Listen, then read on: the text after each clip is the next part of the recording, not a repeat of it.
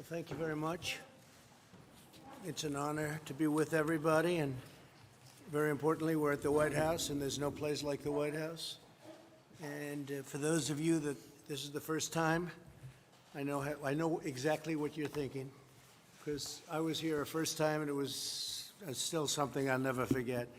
So it's great to have you, and our First Lady and I are pleased to welcome everybody to this wonderful place and discuss the vital importance of safety and reopening America's schools. We want to reopen the schools. Everybody wants it. The moms want it, the dads want it, the kids want it. It's time to do it. You know, our mortality rate is right now at a level that people don't talk about, but it's down tenfold.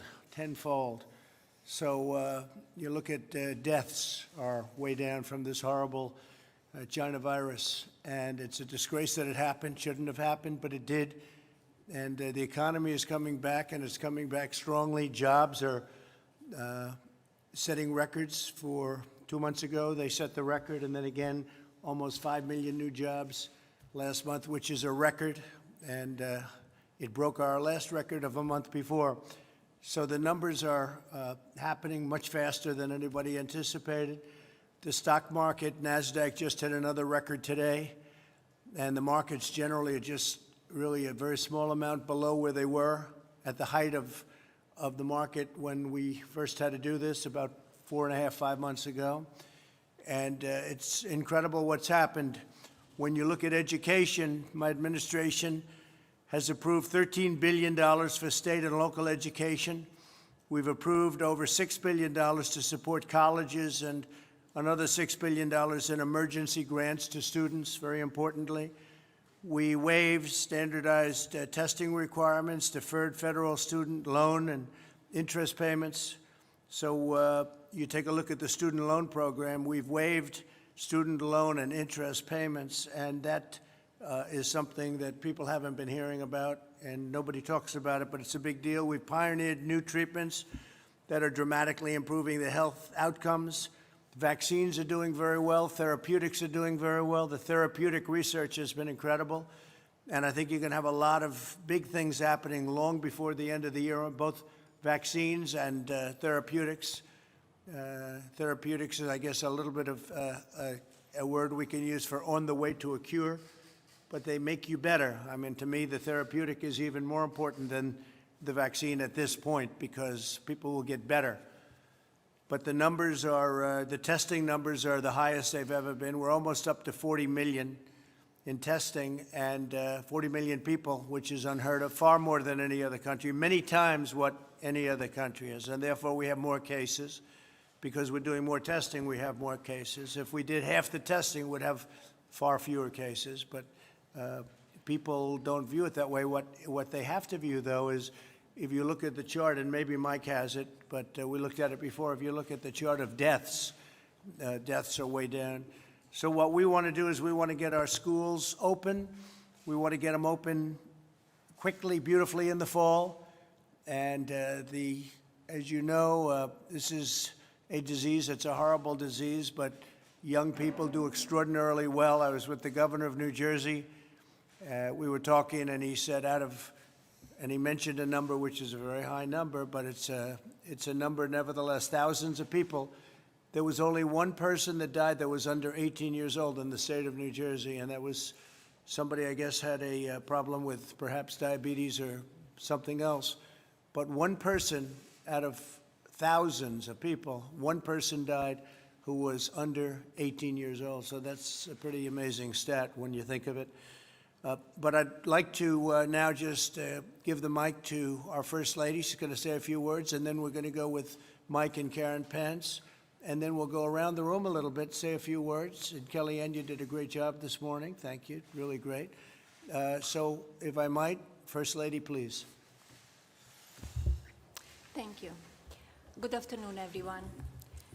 The first pillar of my Be Best initiative is children well-being and taking care of children's social, emotional, and physical health has never been more important than during the COVID-19 pandemic. The administration has worked around the clock to protect Americans from the coronavirus. but many challenges for children and families can be just as invisible as the virus and just as dangerous. When children are out of school, they are missing more than just time in the classroom. They're missing the laughter of their friends, learning from their teachers, and the joy of recess and play. For children with disabilities, without access to technology, or whose homes are not a safe place, the situation can be even worse. As the start of the school year gets closer, I encourage parents, teachers, and school to teach children about the importance of CDC guidelines and to implement them when appropriate. Children's mental health and social development must be as much of a priority as physical health. The same is true for parents. Many will be forced to make stressful choices between caring for their children and going back to work, and we must address those needs as well as their own mental health and well-being. As we continue to come together as Americans to tackle these challenges, I'm honored that you could all be here today to offer your thoughts. I look forward to working with you to make sure that Americans' children and families can be healthy and thriving. Thank you very much. Thank you very much. And Governor, thank you. I see you sitting over there. What a job you're doing.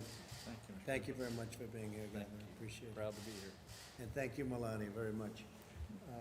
We just heard, Mike was telling me that Governor DeSantis doing a terrific job. He just announced that the schools will be open in the fall, and we hope that most schools are going to be open. We don't want people to make political statements or do it for political reasons. I think it's going to be good for them politically, so they keep the schools closed. No way.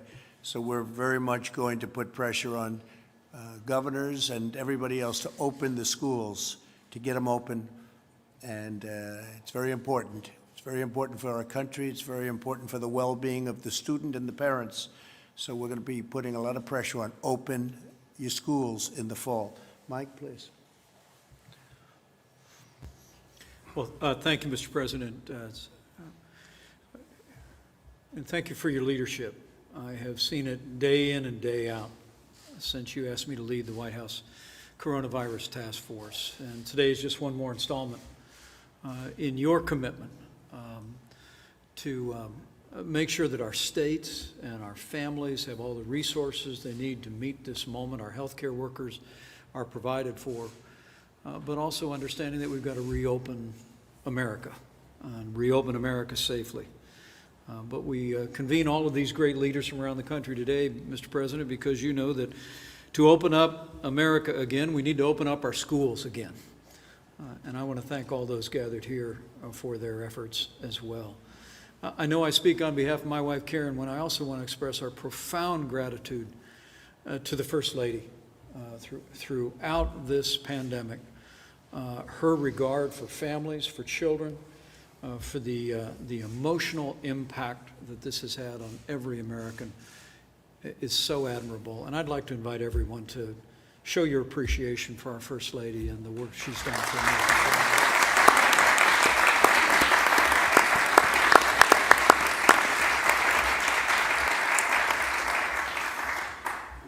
Mr. President, since the moment that we asked the American people to step up, to take efforts to slow the spread, and we, in that 15 days that would become 45 days, we encouraged people to refrain from attending school, if possible, to engage in school from home whenever it was possible.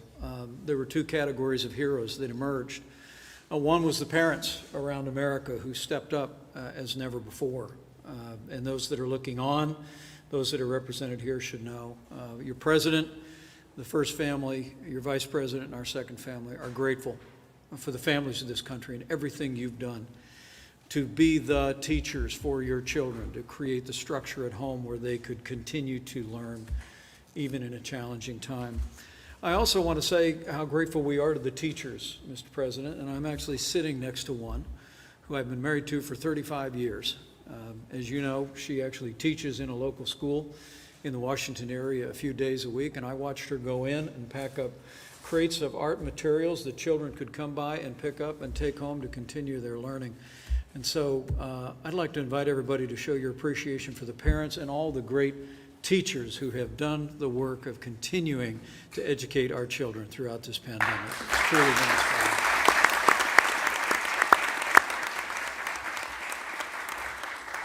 And Mr. President, the American people deserve to know that while we are seeing rising cases across the Sun Belt, at your direction, we're ensuring that states have the resources, the support, the supplies, and personnel that are actually arriving as we speak in states like Texas and Florida and elsewhere to relieve healthcare workers.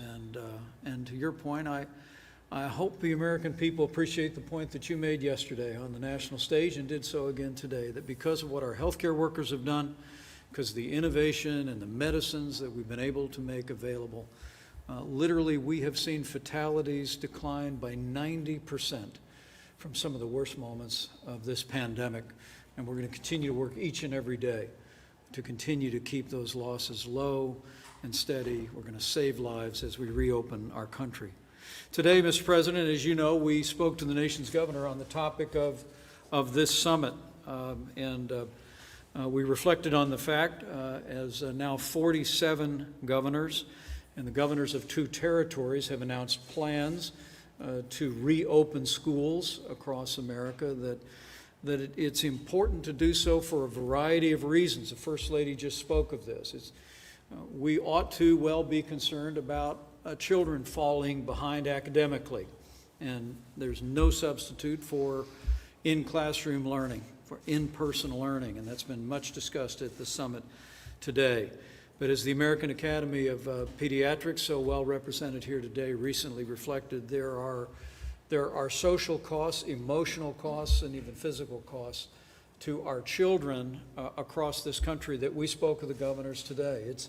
It's important that we reopen our schools, as you've directed, for the academic and the intellectual development of our children, but it's also vitally important that we remember, as Dr. McCants-Katz told the governors today, that 7 million American children suffer from either mental illness or emotional disturbance, and they principally receive the care from health and mental services at their school.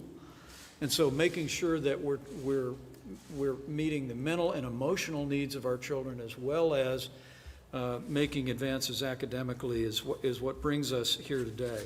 The last thing I'll say to all those gathered here, Mr. President, is from early on you have directed our task force and the CDC to equip families and schools and states with the resources to operate. It was as early as March 12th that CDC issued its first guidance for strategies for school and child care services. We issued decision trees in the middle of May, and just last week, I'm pleased to report the CDC published new guidance for K-12 schools and higher education regarding the type of testing that is appropriate and other strategies. Mr. President, we can bring our schools back.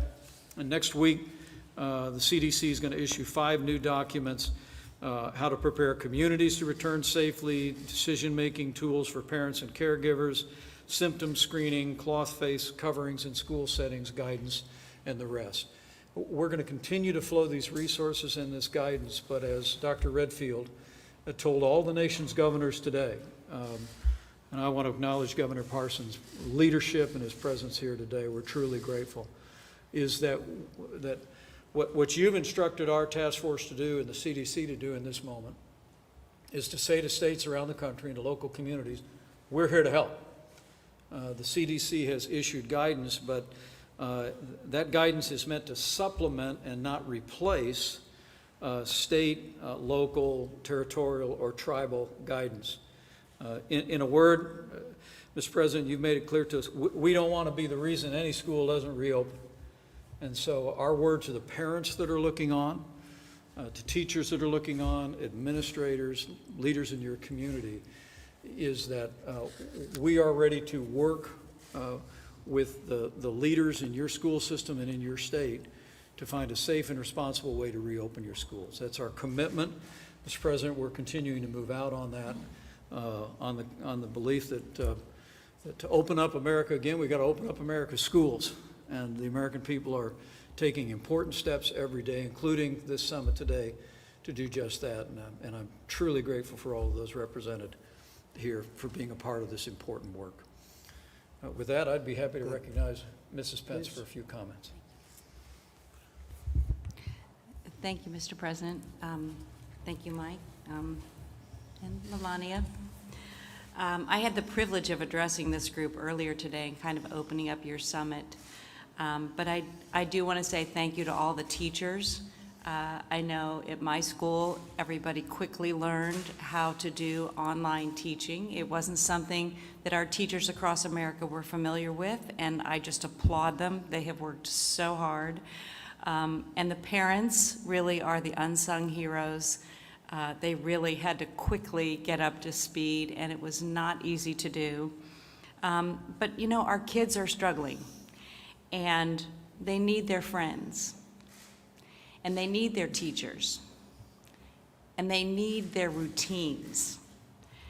This decision to open up the schools greatly impacts our children. It impacts them academically, it impacts them socially, and it impacts them emotionally. So I applaud what you're doing here today, Mr. President, because our kids, for their mental health and their academic health, they need to be back in school. So thank you. Well, thank you very much, Karen. I appreciate it. And I see Dr. Redfield over in the audience, and I appreciate it. And I know you'd like to see everybody coming back and getting back to school in the fall. And I've read everything you've written, and I appreciate that very much, Doctor. Thank you very much. Appreciate it. Governor, please. Thought maybe we'll go around the room real quickly. We'll go quickly, and we'll get everybody to say a few words, and we'll start with our governor. Thank you, Mr. President. As you said when you come here, I'm just honored and humbled to be here, sitting with you, the Vice President, the First Lady, and the Second Lady. It's our honor. Those dreams you think about someday, never imagine them being reality, but here we are. And so it's an honor to be here today. Let me first start off by just saying thanks to the President, the Vice President, for what they've done over the last, well, since they've been in office, to say the least. But over the last 17, 18 weeks, they've been on the phone every week. The President himself has been. And I don't mean for 5 minutes to say hello, governors, and see you later. In-depth conversation with governors across this state. The Vice President has been there for almost 17 to 18 weeks. I know that I've been following with them. And the one thing they've stressed every day in those phone calls, every week, they're trying to do the best thing for this country and for the everyday people out there, and they were trying to make their full support to the governors across this state. And I just want to thank you for doing that. Thank you. For leading as what good leaders do in times of crisis. And I just want to thank you for that. When the President said he was going to put a little pressure on governors to open these schools up, I will tell you this, on a few phone calls I've had with him, he can put a little pressure on you if he decides to do that. I will say that on that. So sometimes we all need a little push to get things going. What the First Lady said when she talked about the kids was so important to me as a grandparent, as a father. I sit there and I think of all the kids that need to be in school. There's the ones that have the privilege of going every day. That's almost common that we go to school for most of the school kids, but a lot of school kids, it's a safety blanket. It's a way to get nutrition. It's a way to get counseling. It's a way for somebody to help them when they cry out for help. And that's also why getting schools back open is so important. And then if you want to take that one step further, it's about making sure people are going to be qualified for the workforce of tomorrow. This virus cannot shut our country down or our states down. We have to deal with it as we would anything else that we've dealt with in this country, and we have to move forward. And economy and life goes on, and education is part of who we are, and kids need to get back in school. Parents need to get more involved in their schools and be back involved in their schools. As I heard speakers today speak, it's part of who we are. It's how we build a future, and I think that's so important. I also want to thank the Second Lady for giving me a little inspiration on a couple of key bills we signed in Missouri, and I want to give you a little credit today. We did full reciprocity in the state of Missouri yesterday. I signed that bill, and full military reciprocity, and the second lady kind of gave me a little inspiration for that. And also my daughter's a school teacher. To do that, most of the time we have a father-daughter relationship, except when it comes to teaching, and she becomes a senior advisor to the governor when we talk about those issues on that. But again, I just want to thank the president for his support for our state. People appreciate it, Mr. President. I want you to know that, for the First Lady and for where we're headed in this country, because we've went through hard times before, and we'll continue to get through hard times, and we'll be better off for it, and we'll be stronger than ever. So thank you. And you won't be changing the name St. Louis, will you? No, we will not be doing. Thank you. Thank you very much. That's very important. Thank you very much. Please. Good afternoon, Mr. President. I'm delighted to join you, the First Lady, the Vice President, and the Second Lady here today to talk about why it's important for children to be in school. My name is Dr. Sally Goza. I'm a pediatrician from Georgia, and I'm president of the American Academy of Pediatrics. Children get much more than an education at school. Being away from peers, teachers, and school services has lasting effects for children. Although this will not be easy, pediatricians strongly advocate that we start with the goal of having students physically present in school this fall. Of course, returning to school must be done safely. We must take measures to keep students, teachers, and staff safe and with flexibility to adapt as needed to the community's prevalence of COVID-19. The evidence we have so far indicates that children are less likely to have symptoms or severe disease resulting from coronavirus. Children are less likely to become infected, and they are less likely to spread infection. We know, however, that missing school can have serious consequences for child health and well-being, particularly for students with disabilities or with special health care needs. Students who are in school learn more than reading, writing, and arithmetic. They also learn social and emotional skills, get healthy meals and exercise, and mental health support. Schools help identify and address learning deficits, physical abuse, substance use, depression, and suicidal ideation. These are all critical reasons to get children back to school. Reopening schools in a way that maximizes safety, learning, and the well-being of children will clearly require new investments in our schools. We urge you to ensure that schools receive the resources necessary so that funding does not stand in the way of keeping our children safe or present at school. Thank you, Mr. President. We look forward to working with you and all the people around this room. Thank you very much. Please. Thank you, Mr. President. Penny Schwinn from the great state of Tennessee. Appreciate the invitation on behalf of our superintendents, our districts, our families, our teachers, and our public officials. Opening up Tennessee, we know that reopening schools reopens our economy. We've got great examples of where superintendents have come together and thought through scheduling to make sure that parents can get back to work for companies who support multiple regions. We've done an incredible job with resources, 20-plus toolkits. We've opened up free professional development for teachers and principals for free statewide and online tools. And I'd also like to just thank the First Lady for her support on child well-being. We had a wonderful conversation a couple of weeks ago on the task force that we've launched statewide, covering the entire state and making sure that all of our children receive a high-quality public education, as well as being served in terms of nutrition, transportation, et cetera.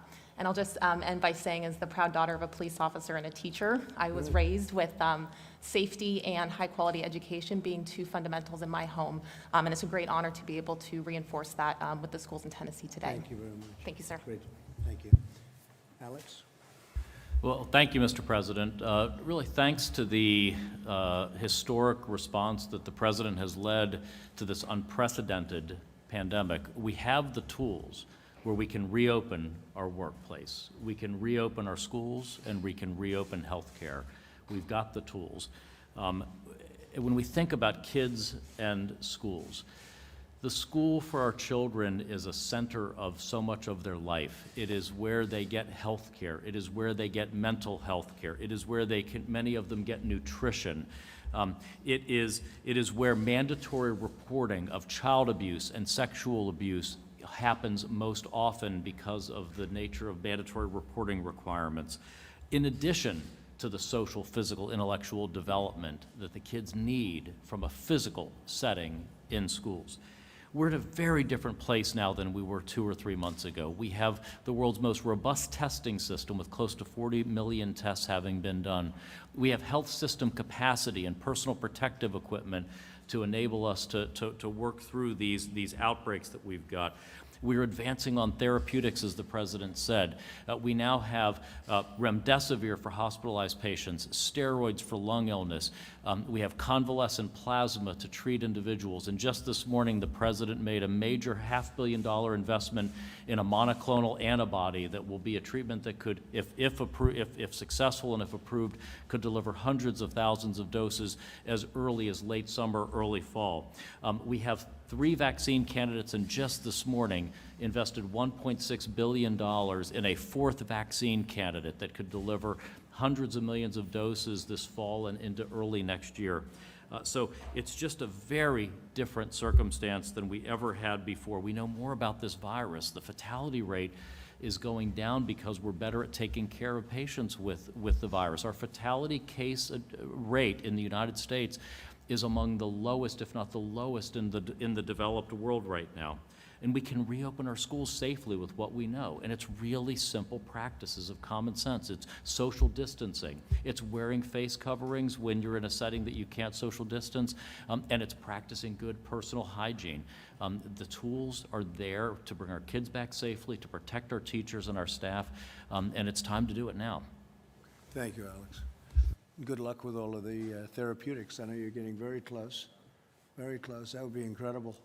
What are your chances early, like in September?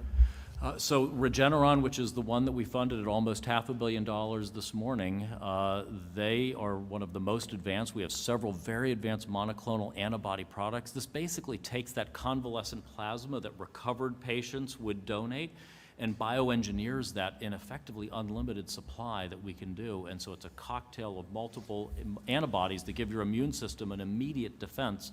And we're studying it both for preventing disease as well as stopping the progression of the disease. So it's really very exciting. And that seems to be just working. It's basically, it's sort of the ABCs of what we're doing. It seems to be working. Do Well, you have tests right now that say it does work? Well, you've got the initial trial work that Regeneron did, and that's why we're investing in the late stage development of it. But then we have these other 3 therapies that, thanks to your leadership, we have so many more tools than we had 3 months ago in terms of therapeutics. So we don't want anyone to get sick, but we have much better ways to take care of individuals now than we did 3 months ago. Okay, that's exciting, very exciting. All right, we'll hold you to it, September. You too, Doctor. You too, Doctor. Please, thank you. Good afternoon, Mr. President. I'm Patrick Daly, the principal of St. Vincent de Paul High School in Petaluma, California. We're in Sonoma County. I just want to tell you what an honor this is to be here this afternoon. I want to thank you, thank the First Lady, Vice President Pence, and the Second Lady for your leadership of our country. Really, during a very difficult time, for the First Lady's love and protection of children, very important to me. And being a father of 4 kids, three daughters and a son, it is very important. We plan on opening April 10th. That is our focus. I think that we have put a plan together that is a working document with all the safety precautions and policies in place to ensure that St. Vincent de Paul opens following all the guidelines that are recommended. I think that, as you stated earlier, this should never be political, and I think at times it has become very political in many school systems throughout our United States, and I think probably particularly in California. So we were very excited about the possibilities of the fall, and we have 3 plans. One would be the reopening, which we plan August 10th, and then a hybrid plan, which is 2 days on, 1 day off, 2 days back in. And then, as I mentioned earlier, God forbid if we had to go back to the distance learning. I just don't think it's beneficial to boys and girls 14 to 18 years of age. And particularly, I really feel for the parents of elementary school children who are trying to work and provide for their families and at the same time having to stay at home and teach. It's very difficult, and I hear that a lot from our own elementary school. But I can't thank you enough for your leadership of our country, and thank you for this honor. Well, good luck with your plan and getting them open, and hopefully you can do 5 days instead of the 2 and back and forth. I know you want to be able to do that, so you'll try. Thank you very much. Great job. Please, Hello, good-looking person this is, huh?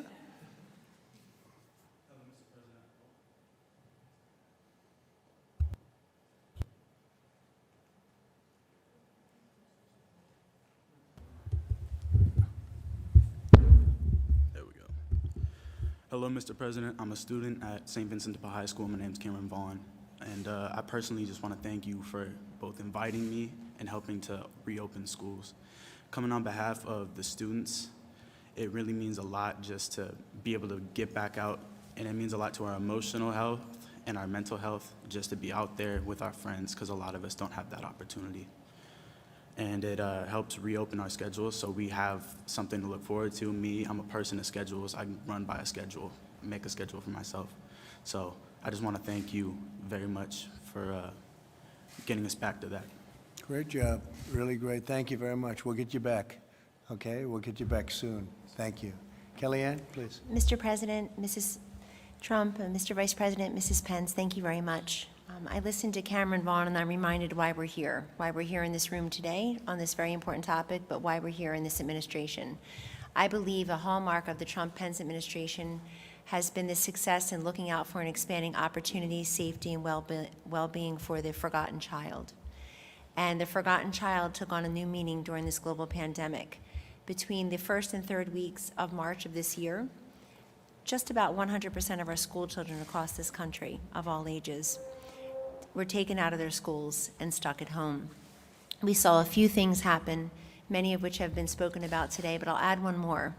The digital divide was laid bare in that so many of our students could not access basic digital assets to allow them to confidently and competently complete their schoolwork and to learn and to thrive. The schools are our central nervous system because our students are the heart and soul of our nation. And so today your message is, Mr. President, Mr. Vice President, that all children matter. And our mission is to make sure that all children can safely and securely re-enter their places of learning very soon. This has also impacted our economy, and I have a soft spot for single moms, having been raised by one, and our single moms have been disproportionately impacted through their job security, their wage earning, and most of them are not in jobs for which they can telecommute. So we're creating pandemics within this pandemic. The good news is that our children are at low risk for transmission, even as they are at high risk for maladies, visible and invisible. The great news is that as we safely reopen our schools, we are in keeping with so much of your agenda, Mr. President, Mr. Vice President, Mrs. Trump, and Mrs. Pence, which is to preserve and expand educational opportunities, to respect the dignity of all students, but to respond to the individual needs of all of those students by expanding school choice and charters and educational freedom and opportunity scholarships, allowing them to have more options as they go through their lives, beginning with a quality and solid education. The President has said, if we as a nation can win 2 world wars, dig out the Panama Canal, put a man on the moon, we certainly ought to be able to deliver a quality education to each child. And that begins with reopening our schools and making good on that promise to each and every one of them. Thank you very much. Thank you. Thank you very much, Kellyanne. Hi, Mr. President. I'm Jenny Beth Martin with Tea Party Patriots. Thank you, and thank you, Mrs. Trump and Mr. Vice President and Mrs. Pence, for having me here today. While I am with Tea Party Patriots, I'm also a mom, and my children are sitting right over there, so thank you for having us here today. Mr. President, you are right, and I hope you will trust your instincts. America is not meant to be shut down, and we have to reopen schools this fall. I've been in touch with almost 1,000 doctors from around the country. I helped Dr. Simone Gold spearhead a letter to you signed by 800 physicians and surgeons who talked about the side effects of the lockdowns. I've done a second letter with over 150 doctors, 240 nurses, 330 educators, 70 national groups, and thousands of parents and concerned Americans who want to see schools reopened. Reopening schools is going to stabilize our society.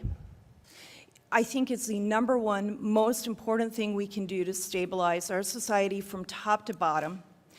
Whether it is in a local community, just reestablishing calendars, which churches, nonprofit groups, traffic patterns, people who don't have children care about the calendar for schools. Kindergartners and elementary school students simply cannot learn looking at a Zoom screen. If they could, we wouldn't need schools in the first place. We could just plop them in front of a television.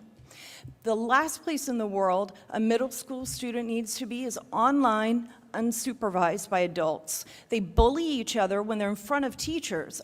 You can't even imagine what's going on with social media right now. Young adults and high school students are losing hope and optimism for the future. And in February, they had so much.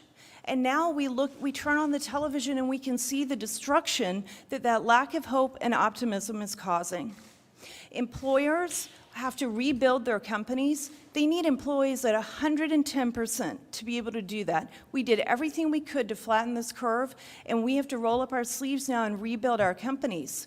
But we can't do that when employees are dividing their time between taking care of their children indefinitely for who knows how long, and trying to get their job done. I have one employee who has 5 children.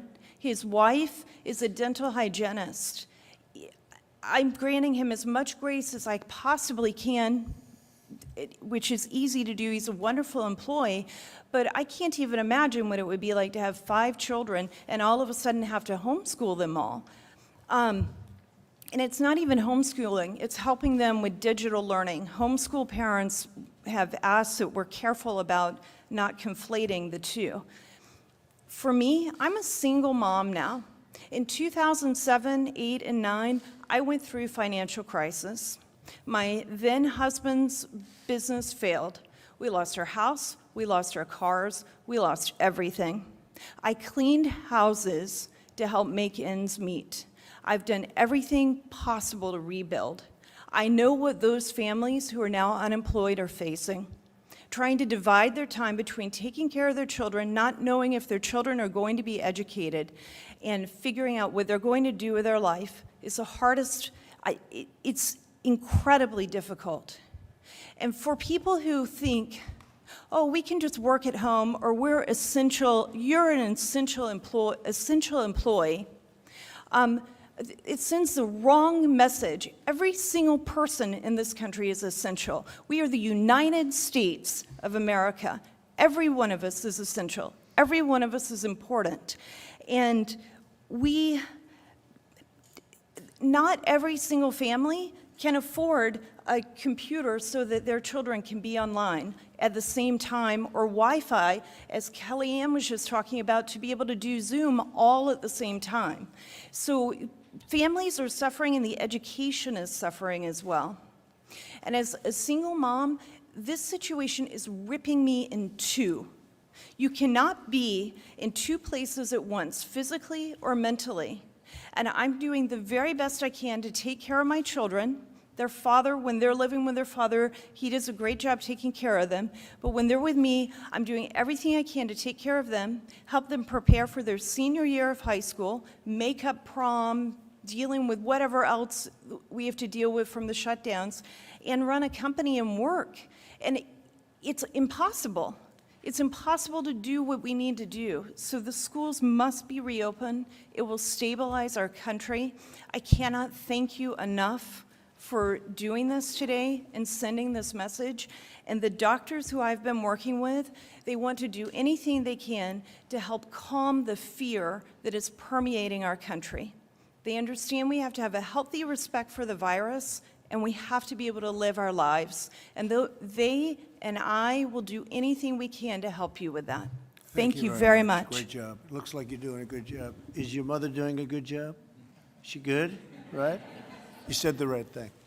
Okay, great job. Thank you very much. Mr. President, First Lady, Mr. Vice President, Second Lady, on behalf of the great state of Tennessee and Governor Bill Lee, I want to thank you for all of the help and resources and support that you and your administration have provided us. You guys have been accessible, you've been responsible, and that means the world to us in the states when we're trying to do our jobs. I'm Dr. Lisa Piercy. I'm the Commissioner of the Tennessee Department of Health. I'm also a pediatrician and a mother of 4. And I know very clearly that education and economic prosperity are key drivers of health. We know in Tennessee that kids have to get back to school and parents have to get back to work. It's paramount for our economy, and it's paramount for the health of our nation. And we're doing our part in Tennessee for that effort, and thank you Yeah, again. thank you, and say hello to Bill, please. Thank you. Doctor? Thank you, Mr. President, First Lady, Vice President, Second Lady. Today was a really terrific day because it took Americans' children, put them in the center, and said this is not going to be a unilateral and a unifocal, one-dimensional discussion about COVID-19, but a discussion that transcended that single moment and brought in the other issues of mental health, academic health, emotional health, and really said that it's important to the whole child to have the availability of schooling. And I think having that discussion that was multidimensional, having teachers here and students here and the health commissioners here and the secretaries here was really very helpful, because I think it not only put the child at the center, but also made it clear about how important these other issues are that are beyond COVID-19 in the health and welfare of our children. And so the discussion was terrific, and I think we have a way forward. Thank you very much. Thanks, Tim. Thank you, Mr. President, so much for including me in today's event. I think I'm on now. Thank you for including me so much in today's event. I want to thank you. I want to thank the Vice President, the First Lady, and the Second Lady for your comments and for all the concern you've had for the education of our children. I come today as a parent, as an OBGYN physician, and as the managing partner of my practice. This has been a very scary, but also a very enlightening experience to have walked through. It's been quite the challenge, and I will say quite the challenge. But the first thing I want to say is it's so important to get our children back in school. Our higher education students, our high school students, and our middle school students are so embedded in social media already. What they need is that social interaction with each other and with adults, because without that, I fear what our society is going to look like. The preservation of society is reliant upon the interaction of these children day to day, face to face with each other. I also saw the anxiety of my youngest child, who's here today with me, Macy, back on that side.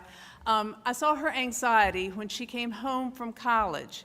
The anxiety of not knowing how her education would continue, of then trying to set up the Zoom meetings and make it happen, but more importantly, not having the opportunity for those in-person tutorials or that in-personal relationship with a professor to complete her courses. And I think her courses did suffer because of it. She's a good student, and it wasn't dramatic, but I can only imagine what it was like for other students. My eldest child had a learning disability. To try to bring him home and do this education online without that in-person benefit, without the tutors being there present, would have been a disaster to his now very good career in Richmond. And I just fear for that student especially. As we go back to school, I think it's very important that we also educate these kids, because they sometimes do rise above it and feel as though they don't have the mortality or the morbidities or that problem of interaction with each other. They will have new family units. My daughter will be in an apartment with 3 other girls.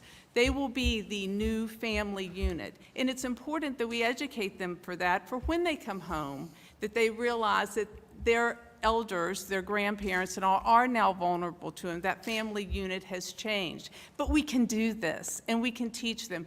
And masking, they've learned this. It's important, but we have to reinforce this at the college level to keep it ongoing as a priority. And I know that we can do it. The other thing that I, as a physician, am a strong believer in is herd immunity. And what I'm not proposing is that we put all of our students in a big vat and only the survival of the fittest come out antibody positive. I'm not saying that.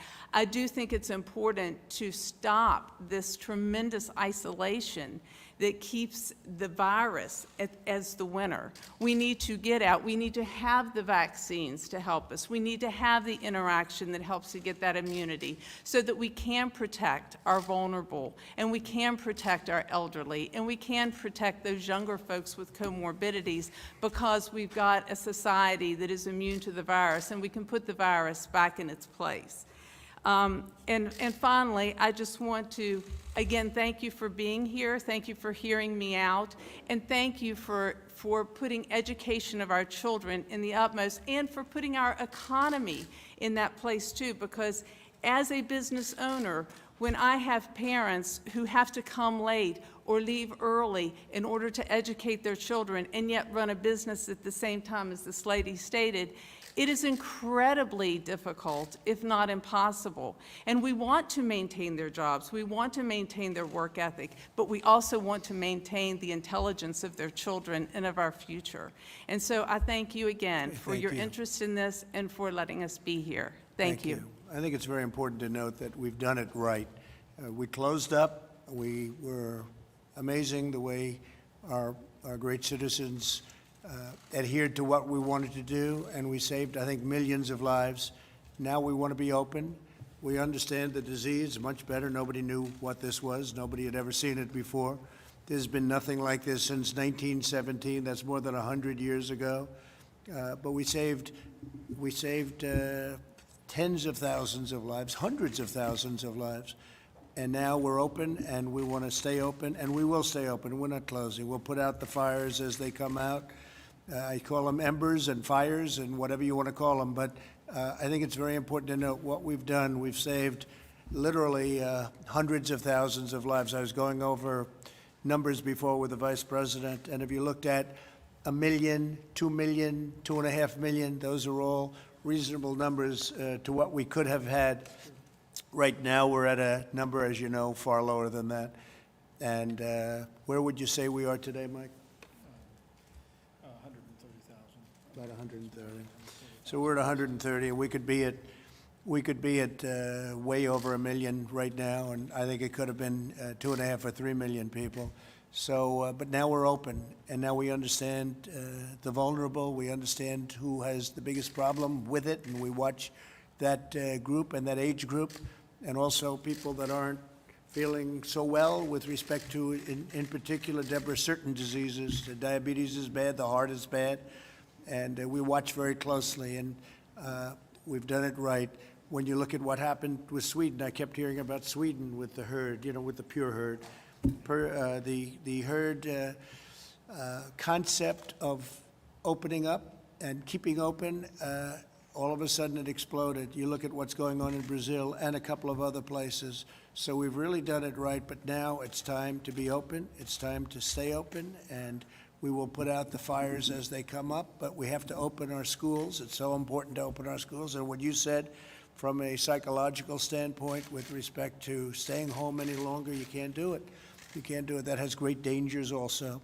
So that's where we are. We're not closing. We'll never close. You'll have certain areas that will have difficulty, and they'll do what they have to do, and that'll be up largely to the governors, but it's also, they're in very strong consultation with us. We're supplying them with tremendous materials and gowns and masks and anything else they need, and they should be doing it themselves, but we've made a lot of governors look very, very good.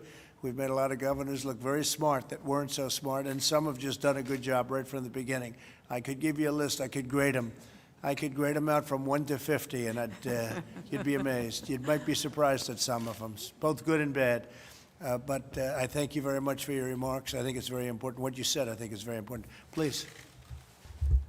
Mr. President, First Lady, Mr. Vice President, Karen, it's great to be here and to represent the great state of Indiana as president of Ivy Tech Community College. We are Indiana's community college, so 160,000 students across our great state. And I just maybe want to remind you, as we talk about higher education, the true workforce engine that community colleges are for our nation and how important they are, and the students that we serve. So let me just speak a little bit.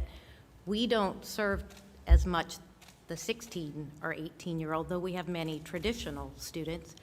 It's often the single mother that we heard about, 29, 30-year-olds and beyond, coming back part-time and how important it is that they have access to community college. They're also typically the lower income. Our first-generation students are students of color, those that really do need to have the opportunity for the American dream. So this has been incredibly important that we continue to run. And so we have. We've been virtual. We were virtual this summer, and as of Monday, Vice President, we are doing completion academies on campus to ensure that those nurses and welders and all that need the hands-on and labs courses, that they can be out there joining America's new jobs that are coming and being part of a strong economy. So we've appreciated the great support, the CARES Act, all that's gone on. We will operate. We will be face-to-face. We will be hybrid, we will be online, we will be virtual, and for our single moms, we'll even be learn anywhere, which means that they can decide week to week if they can come on campus or be virtual or be asynchronous. So we know we have to change to meet the needs, but we appreciate the great support of this administration. Thank you. And we will continue to work on behalf of ensuring that this economy has the workforce and success that it needs going forward. Thank you very much. Thank you. Thank you, Mr. President. I'm Fess St. John. I'm the Chancellor of the University of Alabama system, which includes the University of Alabama, Good. UAB, UAH, and the Academic Medical Center at UAB. It's an honor to be here. Appreciate your hosting this. When this pandemic started and we had to send all of our students home from our universities, many of us were afraid that this would be the disruption of higher education for all time, that they would learn that they could learn as well on their computer from home as they would on their campuses.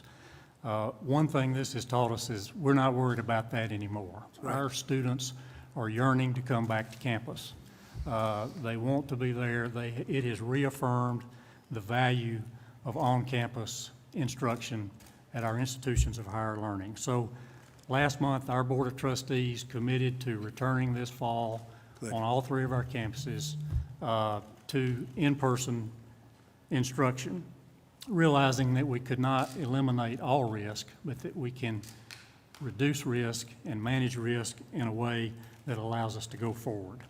So early on, we looked to the medical experts at UAB, the researchers and scientists and doctors there, to try to come up with a plan to make our campuses as safe as possible and as safe as any in the country. And we've got a four-part pillared program that allows us to do that. The first, and we believe this is important, is to try to have all of our students tested before they return to campus. Right. Not after they return, but before they return, so that those who need isolation can do that at home and we can begin the school year. Second, our UAB folks and our people on all three of our campuses have developed a symptom tracking app that's used on the phone. It takes 20 seconds to sign up for and 10 seconds every 2 or 3 days to follow up on to track symptoms. We also have a program to trace contacts that will allow us to manage student outbreaks during the year. And then last, a sentinel testing or a sample testing program throughout the rest of the school year. What this does is not only, we hope, allow us to reopen our schools, but to keep them open, which is going to be the hardest part. I want to thank you and the Vice President for the assistance that we have received through these federal programs. Without those, it would have been very difficult for our medical center to continue, for our campuses to make it through these difficult times, and to allow us to have testing in place for our students this fall. So we promise to do our best to provide this essential service to our students and our citizens, and we greatly appreciate the assistance that you've given us. Well, thank you very much. It's a great place, a great state, and you're right about one thing. There's nothing like the campus. If we've learned anything, it's the computer will never replace the campus. They thought it would for a while, didn't they? But it didn't. After about We've 2 learned weeks, we figured out that it's much better to have it the old-fashioned way, right? Yes. That's great. Great statement, actually. Thank you. Thank you, Thank you, Mr. President, Mrs. Trump, Mr. Vice President, and Mrs. Pence. I'm a third grade teacher at Blessed Sacrament Catholic School right here in Washington. I believe, Mr. Vice President, you mentioned some heroes shortly ago. I certainly agree with you. The parents, I couldn't have done this for the past few months at home without the community of parents that we have at Blessed Sacrament School. And I guess the teachers are heroes in their own way. I really believe that the real heroes here are the students that plugged along, that rose to the occasion. In fact, one of my students is here today. Lily, stand up. And that's why I'm here. They showed incredible resilience and spirit and all of the gifts that God has given them. I really believe that the children are our future, as I know that you do. And I think that they are what is truly going to make America great again. So I want them to be back in school in the fall. Thank you. Great. We agree. Thank you. Please. Mr. Trump, Mr. President, and First Lady, Vice President Pence, and Mrs. Pence. First, I just would like you to know that I personally pray for you daily, all four of you. I cannot imagine the burdens on your shoulders. And I know that it's only through God that you can handle that. And It's not easy. I can tell. I so appreciate Thank you. That's very nice all of that you. you've done. I am the president of our school board in the great state of Ohio, in Cincinnati, Indian Hill, and we are very actively working to get our children back in school full-time, all together, as safe as possible. We are fortunate that we have a lot of resources and we're able to do that. My biggest concern, and I hope through your leadership, we will not have overregulation at the local level that would keep us from being able to accomplish that goal. My biggest fear is that we will get everybody back, we'll get into a routine, and then because of regulations and mandates that we would have to close back down or to send children home, and that is a very big concern. That would be just such a disruption on top of a disruption. So that is probably my biggest concern. I'm also very happy to hear that University of Alabama has made the statement to go back to school. I have 2 college athletes, and we've been waiting all summer to know what's happening at that higher education level, and it's disruptive. They're going into their senior years, and internships were canceled, and it's a scary time. That's a scary time anyway on a good day for a young person. So I really hope that our higher education institutes will make some decisions soon. And really, I'm just honored to be here. I appreciate so much what all of you have done. And however we can help, please don't ever hesitate to Thank you reach out. very much. And will Alabama be playing some great football? What's going on with Alabama? Mr. President, that's not the first time we've heard that question, I can promise you. We are planning to play the season at the University of Alabama. Good. Understand that creates great difficulties and complexities, and we're hoping for that. It's important to a lot of people, but we're doing our best on that one, too. It's true. And say hello to the coach. Great coach. Yes, sir. Thank you. Mr. President, well, I don't know about Alabama, but the University of Miami is going to be playing. The U's in the house. Yes, it's a hurricane in the building. I'm Johnny Taylor, as you know, and I'm your appointee, and I want to start by saying thank you. I remember being right across the hallway in 2017 when you appointed me to be your advisor, the chairman of the President's Board of Advisors on Historically Black Colleges and Universities, HBCUs. And frankly, there were people who questioned whether or not anything would really come of that, and if you were really committed. I remembered visiting with the Vice President in the room just across the hall, actually, and you met with 60, almost 70 of our historically black colleges and university presidents. They came to visit, and you all welcomed us. I remember meeting with Secretary DeVos early on, and there was all of this commitment to HBCUs, and frankly, the naysayers didn't think you would make good on it, the 3 of you, and you did. So let me start by thanking you. thanking you for remaining committed to the country's 101 historically black colleges and universities and allowing me to be the chairman of the board that advises you all collectively on HBCUs. So thank you. Listen, you've done great by us so far. I mean, since 2017, every year our budgets have increased, but not just financially, but the true support of our institutions. And this today is yet another example of your advocacy, your support of historically black colleges and universities that is giving us the safe space to return safely to campus. We need to bring our students back because, frankly, without these institutions, these great institutions, many of our communities, our fragile communities, will suffer in ways that people just can't quite put their arms around. There are three things that I will point out very quickly. First of all, online education, the virtual education, while it's wonderful, it's not as good as the in-person education in the higher education space. And our students, many of them who come from the most fragile of communities, and many of them didn't get high-quality secondary educations. When they get to the post-secondary space, they need their teachers. They need to look across. They need to come to office hours. They need the assistance. And so we need to encourage these colleges to open so that their students can get the best education and truly experience the American dream. Secondly, HBCUs are economic drivers in many of their communities. In many of these communities, they are the largest employer. And you were kind enough to create opportunity zones, but you know, when the schools are shut down, there's not much opportunity going on. So we need these schools to be open, Mr. Vice President, Mr. President, Secretary DeVos, so that we can get the surrounding community can go back to work. A lot of those businesses are struggling if we shut these campuses down, and they've been struggling for a significant period of time. So it's also just smart business. Small businesses need this. And then finally, the entire country right now is engaged in a discussion around racial tension and the need for diversity. And corporate America in particular wants us to do something about it.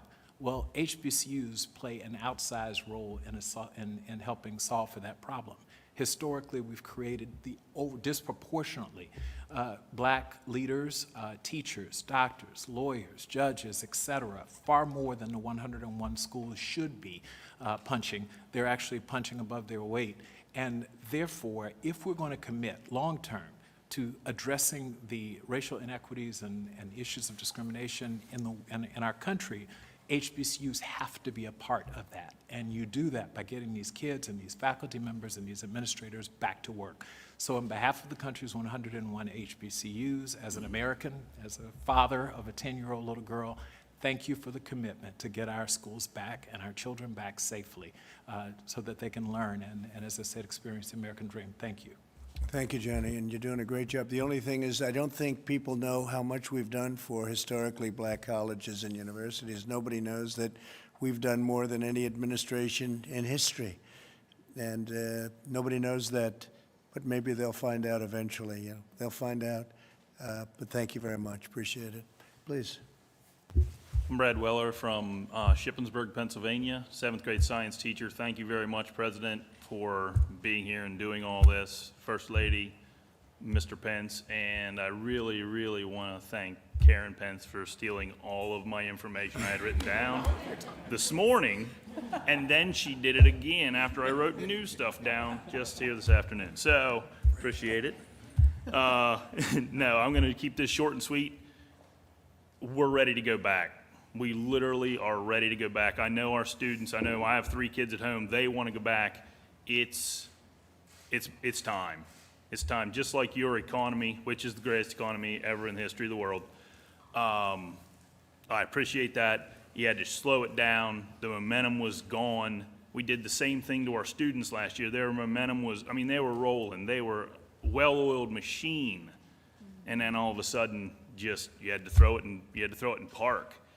If we just have to change gears a little bit this year, that's one thing we can do, but to throw it in park again, I don't like that option. Thank you. You're right. Thank you very much. Brooke? Thank you, Mr. President. I'm Brooke Rollins, the President's Domestic Policy Chief, and while I sit here and listen to everyone, I'm struck. I don't know that the world understands, but I think it's so important. We have a president who was arguably one of the most successful businessmen in the history of our country, the First Lady who has spent her time and her talent and her extraordinary skill on focusing on the well-being of children. We have a Vice President who was one of the most successful governors in the history of our country, and we have a Second Lady who has a career and is focused on being a teacher and an educator. This is the dream team. I don't know that there will ever be another leadership team like the four of you to lead this country back to even greater heights than it was ever before. In March of this year, 75 million students' lives and their families' lives were upended when they were sent home. 75 million plus families. Just a couple of months later, here we are in the East Room of the White House with some of the country's greatest educators, leaders, teachers, HBCU leaders coming together to figure out how to get these schools reopened, how to do it in a safe way, and how to do it where we put children first. The good news, and I'm so glad that Dr. Goza is here from the American Pediatric Society Association, because we are now understanding that I think an analysis of 45 studies recently showed that the preponderance of evidence indicates that children are less likely to be symptomatic, have the severe disease, or be really susceptible and transmit COVID-19. And for the week ending June 27th, school-age children accounted for only 1.3% of COVID-19 related hospitalizations. The evidence is showing that it really is time for these kids to get back to school, but it really is about the mental health, the well-being, and the emotional well-being of these kids, but also focusing on, as this president has done, this is the last thing I'll say, the forgotten Americans, the vulnerable Americans who are most susceptible to the ravages of what happens when we don't get kids back to school and we don't get kids and lives back to normal. As the mother of a 5th grader, 7th grader, 8th grader, and 10th grader, there is no doubt in my mind, representing all the moms in this country, that we'd really love for our kids to get back to school, but it's about so much more than that. It's about the well-being and safety and economic prosperity of this country. And having this dream team, along with Kellyanne and Secretary DeVos, Secretary Azar, and our teams here, this country needs to know that we are fighting every single day for every American and to ensure that we can reopen safely and make sure that it's done in the proper way. So thank you, Mr. President. Thank you, Brooke. Thank you very much. Please. Mr. President, Mrs. Trump, Mr. Vice President, Mrs. Pence, it's an honor to be here representing Forsyth County Schools in Forsyth County, Georgia. We're about 30 miles north of Atlanta, serve 52,000 students in our school system. We're ready to go. We're going to open our doors on August 6th. We've been planning and preparing all summer. We will have guidelines in place. I'm really proud of our teachers and our students, how well they performed last spring. But as everyone has said this morning, this afternoon, our students need to be back in school, and we will be prepared on August 6th. I will assure you of that. That's great. That's great. Thank you very much. Thank you, Mr. President, Mrs. Trump, Mr. Vice President, Mrs. Pence. Mr. President, thank you for your bold leadership and for convening us here today for this vital conversation. It's clear our nation's schools must fully reopen and fully operate this school year. Anything short of that robs students, not to mention taxpayers, of their futures. And their futures represent our nation's future. So it's not a question of if, it's just a question of how. We had a good discussion today on how to ensure schools reopen and education continues in ways that keep students and teachers healthy and safe. Under the President's strong leadership, our economy is roaring back. Our schools must do the same. This is the moment for American educators to rise to meet the needs of every student. Students can't afford to fall further behind. Even before the virus, too many were trapped in schools that don't meet their needs.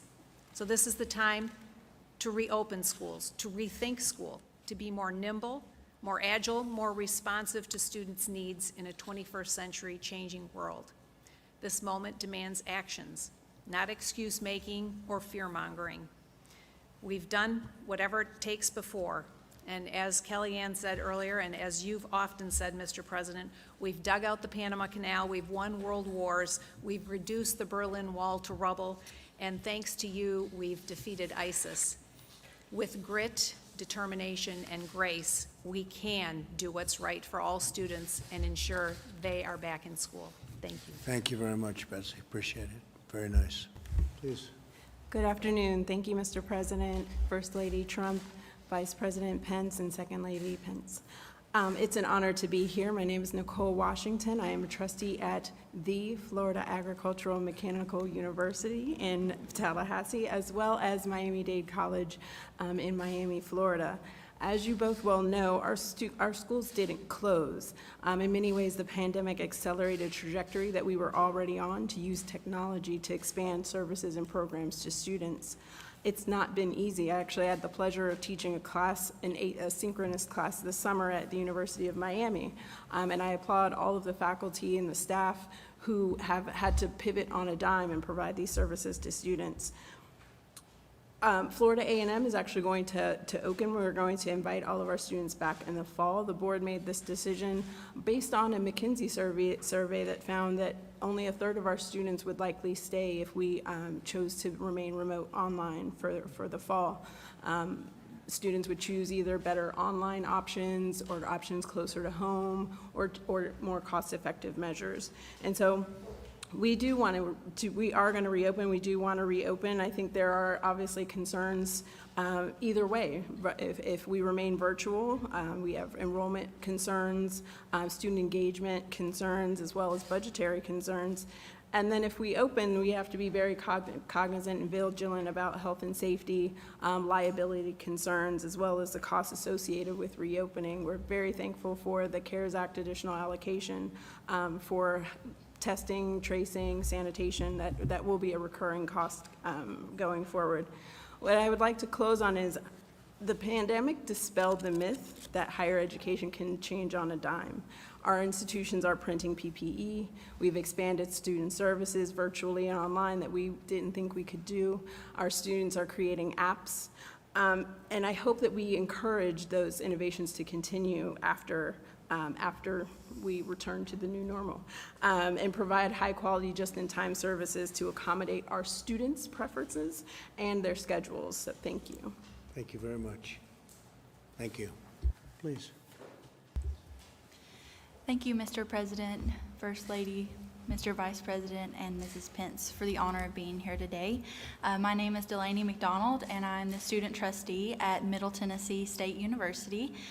I was actually homeschooled all my life by choice, not because of a pandemic, so I really understand what people have been going through, and I was honored to receive the Buchanan Fellowship at MTSU, which is the highest academic scholarship given to incoming freshmen. I was heavily involved on campus. I actually served as the student body president as well, so I know the extreme importance that the campus environment has on student success. My fellow students across the nation have lost a lot this year, and it is important to all of us to safely return to campus this fall. My university has done an exceptional job of updating the students, of reassuring them that they are tirelessly working for our safe return to campus. And I'm honored to be here today, included in this discussion, and I'm really excited to take back what I learned to my fellow student body. Thank you. Thank you very much. Well, good afternoon, Mr. President, First Lady, Mr. Vice President, Second Lady. I will brag on her. She is an MTSU student. I'm the president of Middle Tennessee State University. We attract the best and the brightest, not only in the state of Tennessee, but from around the United States. Like all the participants here this afternoon, I am honored to be a part of this very important conversation regarding the reopening of schools, colleges, and universities. For the past 20 years, I have served as president of this great institution. We are 37 miles southeast of Nashville. Our university was established in 1911, and we are right now one of the largest undergraduate university in the state of Tennessee. We have grown tremendously over the years, and we are proud to be one of the Princeton Review 2020 300+ best university in the United States of America. We're doing some incredible things there at that university. We have 22,000 students, a very diverse student body, 38% of our freshman class first generation, and we are proud of that. 40% are low income. Our average ACT score is one of the highest in the state of Tennessee.